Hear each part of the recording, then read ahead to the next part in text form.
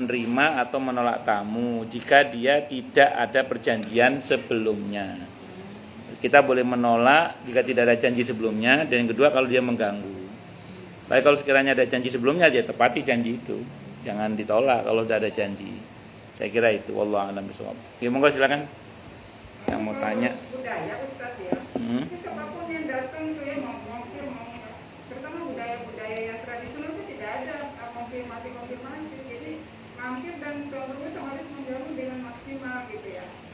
Jadi dan istilahnya ada bahasa gini, jangan tawarin ya, kamu mau makan apa, sedain aja, ramali. Baik. Kalau dalam Islam itu tradisi disikapi dengan dua hal.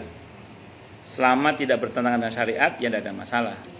Kalau bertentangan dengan syariat, baru ditolak. Nah, kalau memang tradisi masyarakat itu tidak harus ngomong dulu, dan masyarakatnya siap menerima tamu di situ, ya udah nggak apa-apa. Dan yang kedua, kalau memang tradisinya mengatakan tidak perlu nawari tamu mau makan apa, ya sudah, nggak usah tawari, kasih aja seadanya udah, tidak apa-apa. Iya, saya kira itu. Wallahu a'lam bishawab.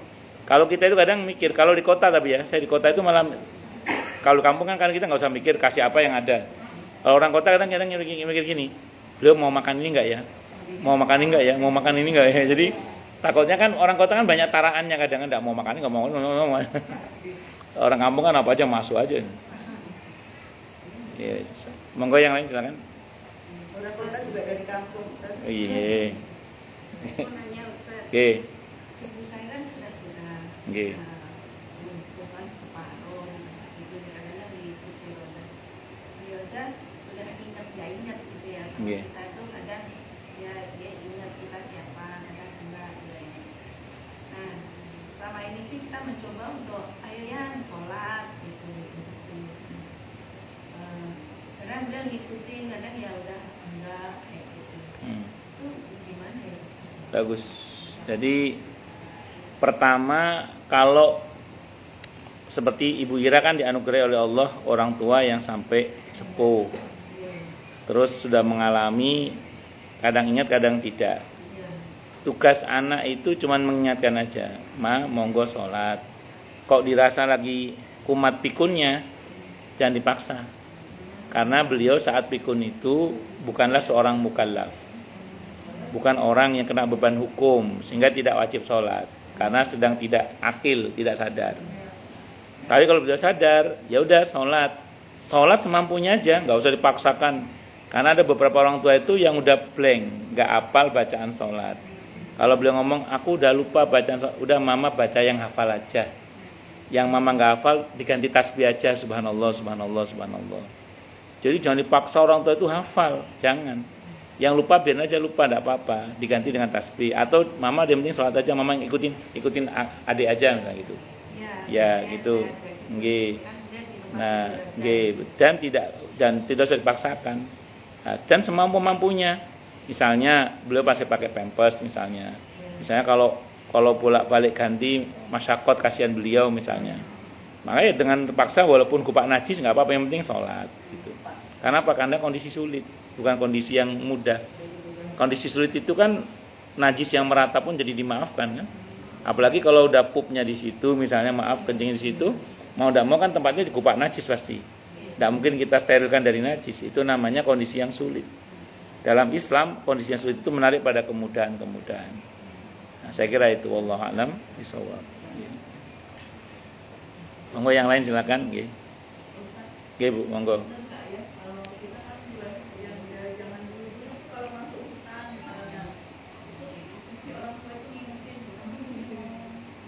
Permisi dulu. Nggih. Nggih. Ya, sebenarnya itu orang tua kita dulu karena mungkin belum ngaji, sehingga kalau di kita itu ada permisi juga sebenarnya. Apa perintah Nabi kalau kita masuk daerah baru?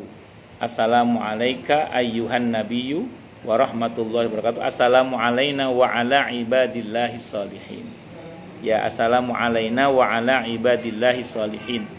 Kita masuk satu tempat yang itu kita nggak tahu siapa penghuninya, lahir batin kita nggak tahu. Daerah-daerah baru akamakal, sependek yang saya pelajari, disunahkan kita membaca assalamu alaina wa ala ibadillahi sholihin. Itu disunahkan baca itu. Itu kan kalau bahasa Jawanya permisi kan. Permisi, saya mau lewat. Saya pas trekking di Sentul. Saat itu saya trekking di Sentul, itu masuk wilayah hutan bambu. Guide-nya ngomong, dimohon selama selama hutan bambu ini jangan bicara ya. Jadi jangan bicara karena khawatir mengganggu penduduk setempat yang nggak kelihatan itu. Saya dalam hati gini, semua saya kembalikan pada Allah. Cuman kalau memang SOP-nya tidak bicara, saya tidak akan bicara, menghormati penghuni setempat. Sebagaimana Rasulullah dulu menghormati penghuni setempat yang dari dimensi gaib itu. Jadi bukan karena saya mempercayai yang aneh-aneh ini itu enggak, cuman saya dalam hati saya serahkan semuanya pada Allah dan saya menghormati wilayah teritorial mereka. Sehingga saya tidak ngomong apapun, tapi zikir enggak berhenti di sini. Terus Allah terus. Itu seperti itu. Ya karena ya tadi itu, kadang mereka juga punya wilayah yang kita hormati juga. Itu seperti itu. Makanya kan permisi itu memang ada. Malah Nabi itu doanya apa kalau masuk kampung atau wilayah tertentu yang baru?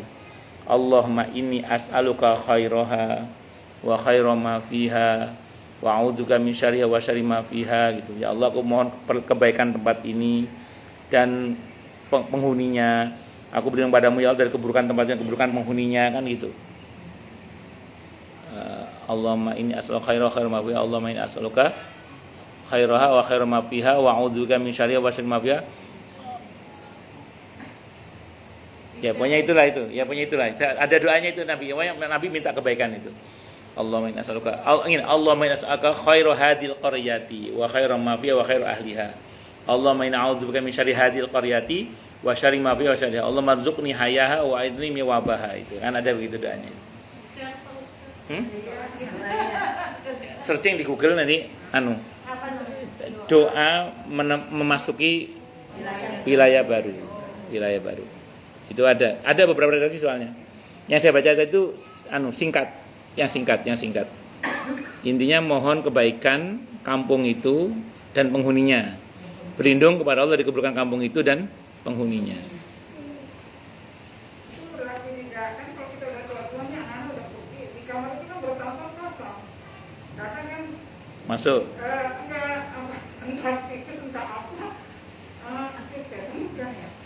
Terus kata suami kan memang udah nggak bisa naik kena kaki, jadi saya disuruhnya pokoknya seminggu sekali kamu nengok di atas. Siapin assalamualaikum, buka-bukain pintu. Ya tidak apa-apa. Assalamualaikum. Ya, atau assalamualaikum ayuhan nabi warahmatullahi wabarakatuh. Ya, kan rumah kalau nggak ditempati memang ditempati jin kan? Iya, makanya ibu kalau bikin rumah baru nggak ditempati itu malah cepat rusak dibandingkan dengan rumah kalau ditempati. Karena rumah yang ada aroma manusianya dengan tidak ada aroma manusia itu yang menghuni ya selain manusia gitu. Jangan salah. Coba ibu lihat rumah-rumah baru yang dibikin yang nggak ditempati. Itu kalau menurut teori kan harusnya kan awet. Itu enggak, malah cepat rusak malah. Iya, kenapa? Iya, enggak tahu, pokoknya ada aja rusak. Tapi kalau ditempati malah awet. Ya, itulah kenapa aromanya beda. Rumah yang ada manusia sama tidak ada manusia itu beda. Wallah. Kamar sama aja. Kalau nggak ada yang nempati kamarnya, iya singup. Iya baunya lain, betul, beda. Kita pulang kampung lama aja datang rasanya beda itu. Iya. Kalau nggak ada yang menghuni ya, kalau nggak ada yang nempati itu. Kecuali ada bibi yang menempati atau orang yang terpercaya bisa kita percaya untuk menempati baru. Wallahu a'lam bishawab. Enggak yang lain kalau ada? Cukup dulu. Nanti ketemu lagi setelah Idul Fitri ini, insyaallah. Saya terima kasih banyak Bu ya. Bu Nani udah transfer ke saya. Matur saya terima, jazakumullah khairan dari awal Ramadan sampai Idul Fitri kasih semua. Matur nuwun, semoga Allah berkahi. Jadi asbab kemuliaan ibu semua dunia hingga surga. Semoga kajian kita bisa bermanfaat, mubarakah fid dini wa dunya wal akhirah. Untuk kita, keluarga kita dan seluruh umat Islam semuanya, dan mudah-mudahan kita semua dijadikan oleh Allah sebagai orang-orang yang sukses dunia akhirat, selamat dunia akhirat, bahagia dunia akhirat, dan dipermudah urusan kita oleh Allah fid dini wa dunya wal akhirah. Semoga Allah limpahkan hidayah selalu untuk kita, dan semoga Allah berikan hidayah untuk siapapun yang melihat kita. Subhanakallahumma bihamdika asyhadu an la ilaha illa anta astaghfiruka wa atubu ilaik. Sallallahu alaihi Muhammad wa ala alihi wasallam. Saya mohon maaf. Wassalamualaikum warahmatullahi wabarakatuh. Assalamualaikum.